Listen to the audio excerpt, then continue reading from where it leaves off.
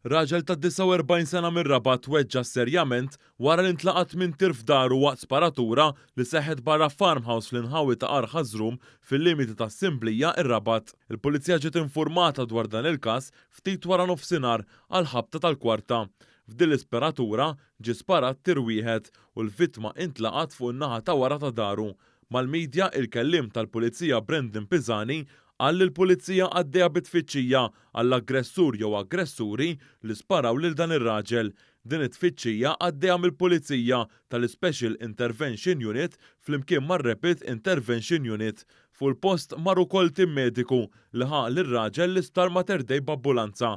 Fl-isptar il-vittma saritlu operazzjoni u ġiet ċertifikat li tisofri minn ġrieħi serji. Dwar dan il-każ infetħet inkjesta maġisterjali immexxija mill-Maġistrat tal-Assa Nadin Lija.